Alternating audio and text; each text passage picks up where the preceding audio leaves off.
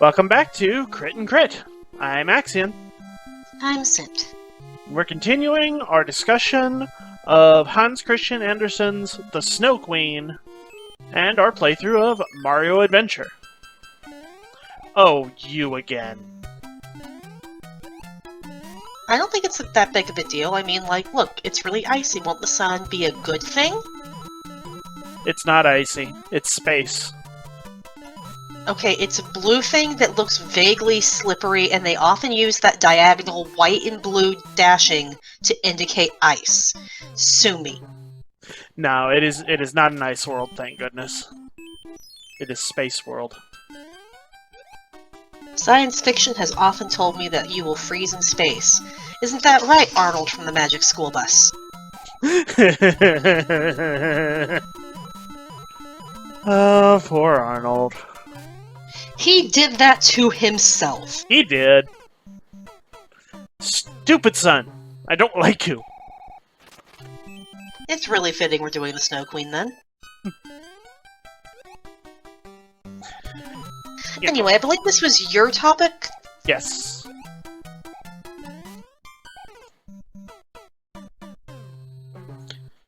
They make him really hard to dodge.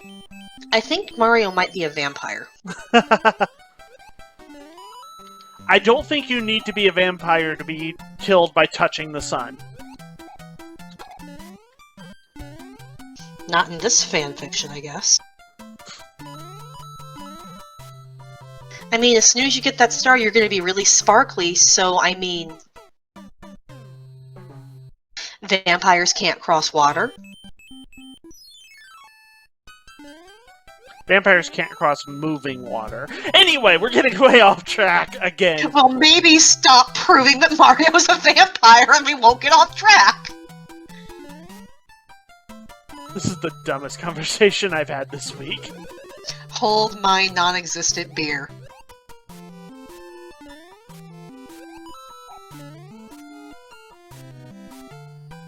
Today's subject is the power of purity. Also, talking animals. Also, my controller really does not want to go up in a straight line.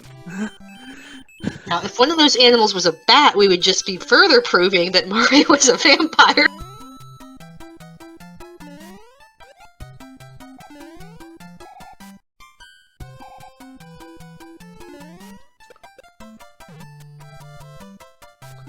Finally. So, Gerta, our primary character in this entire story, is described as so wonderfully pure and good and nice that animals will speak with her and people will be inclined to assist her for seemingly no reason.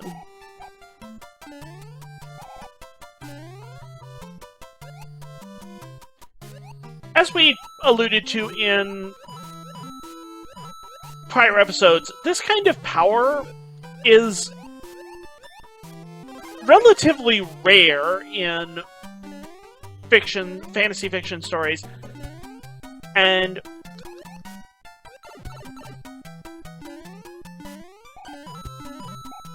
makes Gerta something of an exception to a lot of the tropes that are associated with this kind of fairy tale. It means she does not solve many of her problems on her own, through wits, through a particular unique set of skills, or through the aid of companions and trusted friends. But rather, she is so goodly and kind that people who otherwise may have been inclined to mistreat her or take advantage of her are instead kind of inclined to come to her assistance instead. We see this most strongly with the robber princess girl, who, while initially wanting to keep Gerta as something of a pet, comes around pretty much solely for the purpose of not wanting to make Gerta sad, to assist her, giving up some of her own possessions in the process.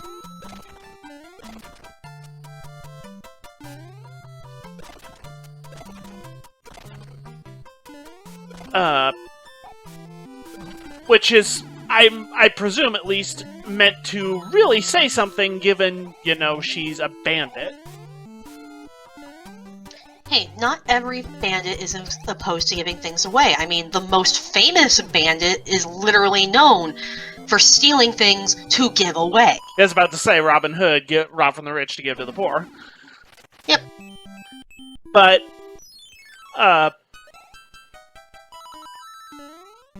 the bandits Gerta meets are... I think this is another coin collection level. Are clearly depicted as not that kind of bandit. I know, I'm just devil's advocating.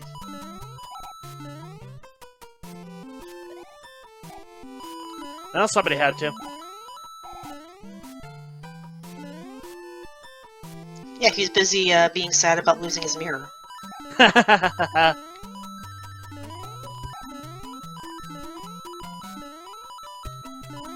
To be fair, if I put that much work into something and lost it, I would probably be a bit upset too. I mean, not to mention 7 years bad luck. But anyway, the only real exception, as we mentioned in a prior episode, seems to be the old woman from the forest.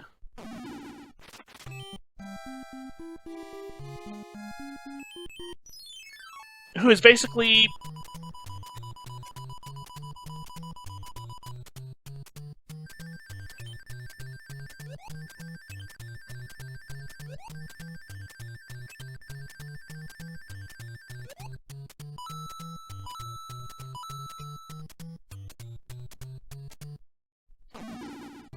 who's basically one of the few truly malicious characters in the entire story.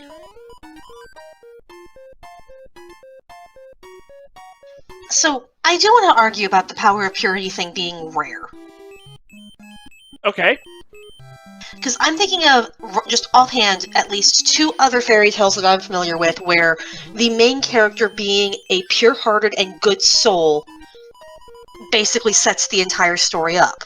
First is a fairly obscure one called Mother Holla, which is the usual, like, the evil stepmother treats her own daughter better than the stepdaughter, and the stepdaughter, in this case, ends up falling into the well, comes out the other side where a kindly old woman takes her in and sees she's such a good and pure girl, who she eventually asks if she wants to stay, and she says, no, I have to go home to my family, and she lets her go, but she rains gold upon her, so she is rewarded when she goes back, but the pampered, spoiled sister who goes in to try and get the gold, because she's a lazy little brat, gets sent back covered in tar.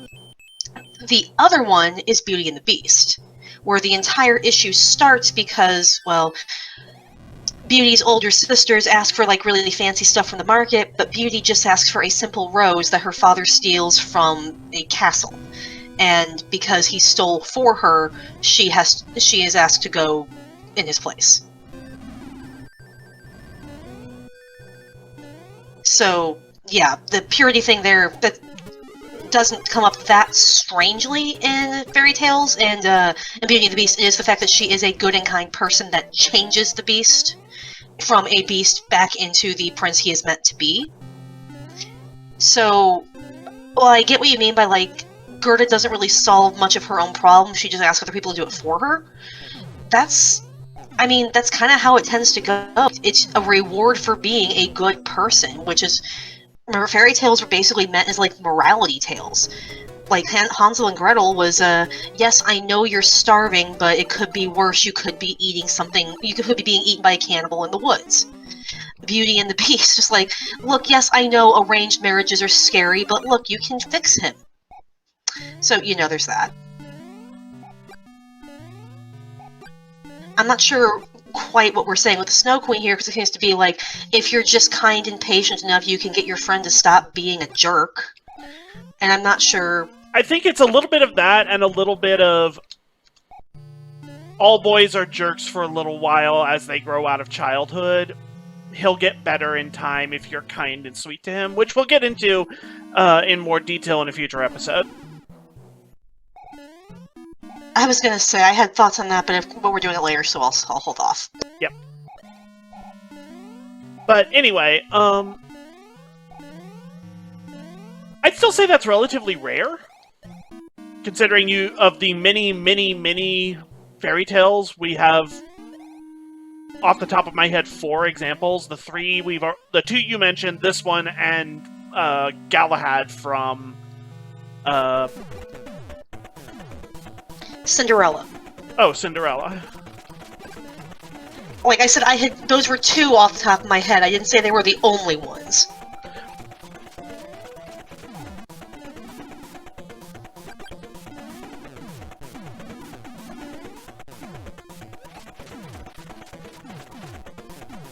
Like, I think they're mostly common to, say, fairy tales, like, usually in their original forms, because adaptations tend to change them.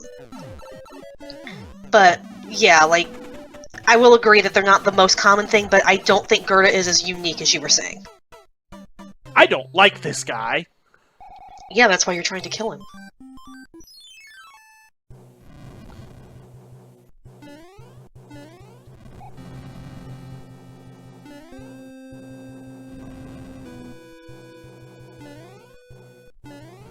Either way, it's clear that this particular power set comes with a few downsides.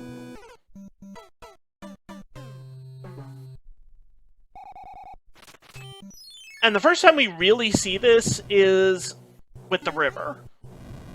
Gerta displays that she has an ability to communicate with nature.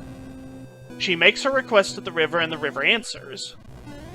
But her particular unique power doesn't give her any special ability to understand the river.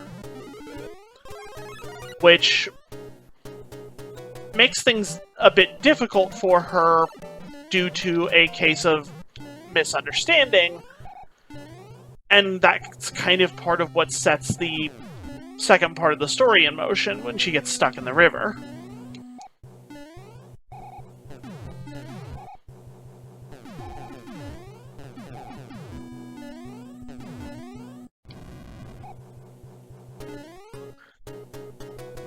Then we get to the old woman in the woods, and while the old woman's antics are not Gerta's fault, as we've discussed thoroughly in a prior episode,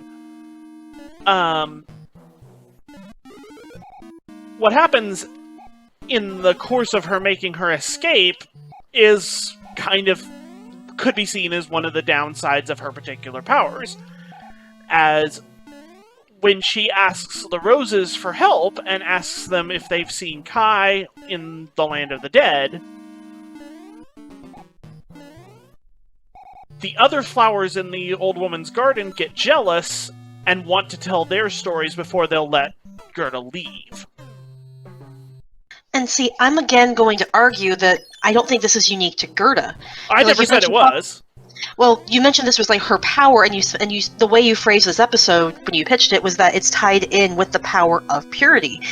But like others can talk to them too, like the old woman can talk to the flowers, and we know that the crows speak to almost anybody, up to and including the royalty, who don't have the power that Gerta has of being incorruptibly pure pureness.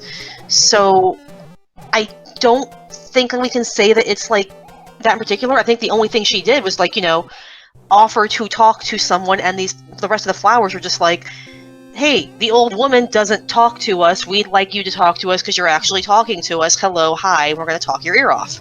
Yeah, because we've been neglected. I wasn't saying it was a unique power in this case. I was saying it was something of a downside. That the power set may not always be all uphill. Not uphill, all upsides. Yeah, and I'm just arguing that, like, I don't think it's necessarily a power. I think it's just a feature of the world as presented to us. I guess that's fair. It certainly seemed to me like it was something relatively unique, with the exception of the crows. Gerta's ability was relatively unique to her and to other supernatural characters, such as the woman in the woods, who we've clearly seen is magical in some way, and to supernatural creatures like the Snow Queen. And that's where we get really kind of weird when it comes to fairy tales, because what is considered a power can change on the context of the story. So I think the only power that Gerta really has is I'm so preternaturally kind that you can't help but want to treat me well. I don't think it has anything to do with speaking to plants and animals. Maybe. Like I said, that was kind of just my interpretation of things. I very much took it as this is a special ability she has.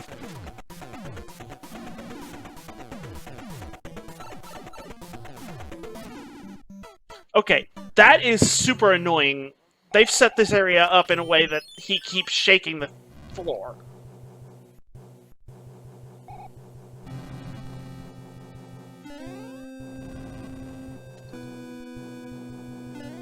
This also proves that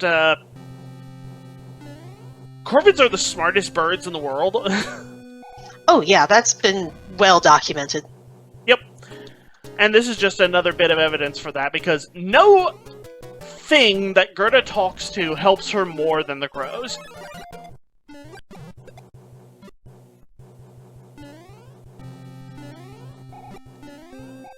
And I think that's just a nice little little commentary on, hey, corvids are really, really smart. They should be, you know, recognized and respected for that. Yeah, they might even get along with vampires like Mario.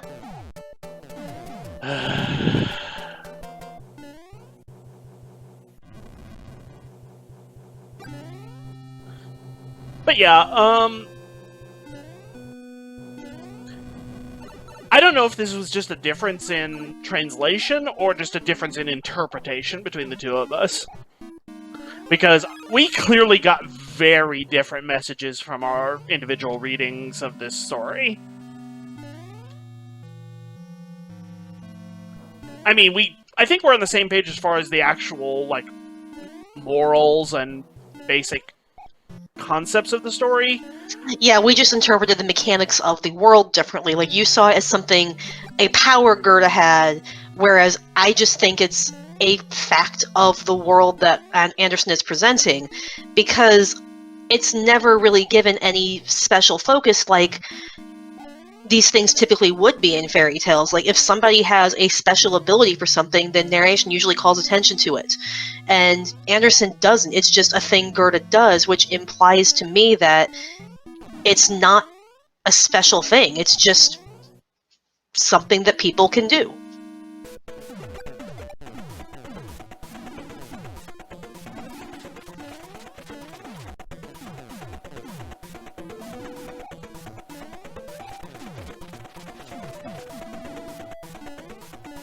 Yeah, I do agree there can be definite downsides when I'm super nice and accommodating, and therefore people want to help me, is kind of the downfall, because that actually kind of reminds me of Discworld in a way. And bear with me.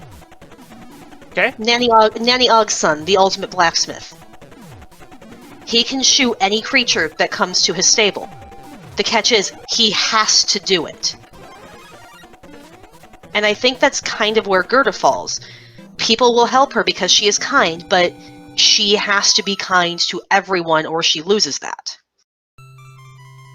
The power is its own downfall. Yeah, I can see that. And it's far from the first example of a power that has such a limiter on it.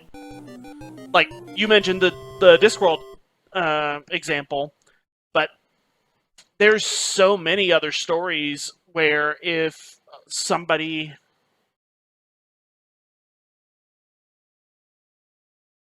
I don't know what that means. Where somebody does a certain thing or doesn't do a certain thing, they lose access to their special abilities. We'll come back to that world later and find out what that is. Let's move on to this one.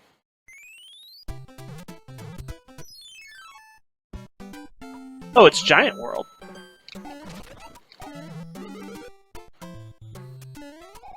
Oh, that's a dirty trick game. Though I wonder again, how much of this comes down to the fact that we have incredibly different translations in front of us? It might. Because, like, you're sitting there talking about Guy and Gerta getting married, and I'm like, mine doesn't say anything about them getting married. Like, it explicitly says they get married, and I'm like, no, it doesn't. And then we're like, oh yeah, different translations. Because of course we did. So I wonder, when, as a result of that, now that she's got Kai back and therefore is, you know, an adult and possibly no longer considered, quote, pure, just like Mario is now Splat, will she lose her power of people wanting to help her because she is a kind person? That's a question. Because something else on our list that we want to do eventually, where this does come up, is Lyra in Historic Materials. Yeah.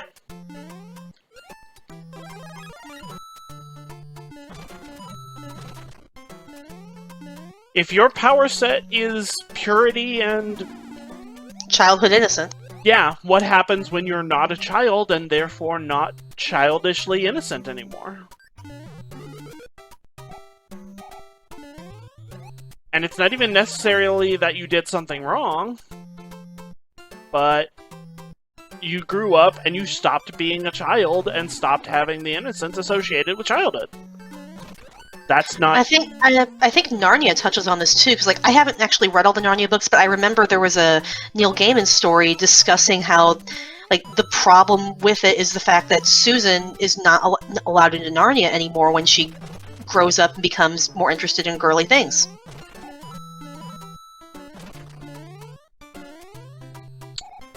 I grew up, as I've mentioned repeatedly, in a very religious household, and I was always told, because we were, you know, very familiar with Narnia, and it was something that got mentioned on quite a few occasions as I was growing up, even though it took me quite a while to read it, that the reason that she wasn't allowed into Narnia was because she no longer believed in the religious aspects of what Aslan represented. Which is funny because, how do I put this nicely? Everything you've told me about interpretations of these sort of things from when you were growing up is based very literally, but there's nothing that says that explicitly in the text. That would be an entirely subtextual interpretation, which that type of person usually rejects outright. You'd think so. So basically, every time you tell me something new about your upbringing, it sounds more and more inconsistent and shifts basically entirely on what pushes the narrative I really want to hammer into today, which leads to a very hard to follow doctrine. Yes. As in, a doctrine that is so hard to follow that I don't think we could actually air it in a cartoon because the 3-year-olds would not be able to understand the message. I mean, if you want to do that, if you want to literally attempt to define the doctrine, yes. But a more accurate way to put it would be do what your authority figures tell you to, which is fairly easy to depict. Not when the circumstances keep changing, and you're trying to predict based on past interpretations because they're not even consistent with that.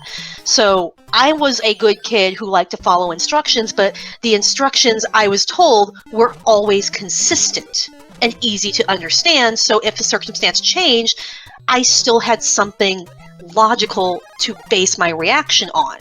So I'm being generous here when I mentioned that there's a lack of consistency, rather than going straight to it's a bunch of authoritarian nonsense from people who would get rejected from the HOA. Oh, please. Most of them founded their HOAs.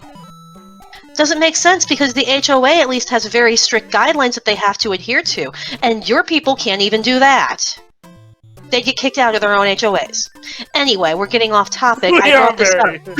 Very off Anyway, topic. what I meant to say was Narnia also seems to function on purity and childhood innocence rules, and when Susan becomes a teenager and interested in, trying to act like a grown-up and getting interested in girly things and hanging out with her friends, she's no longer allowed in Narnia. Mm-hmm. That's all I meant to bring up. And then Neil Gaiman wrote something really weird about that, where he does correctly say that this is kind of wrong that she gets excluded like that, but then it turns into a really weird mass battle orgy thing. It's been a long time, and I sometimes worry about Gaiman.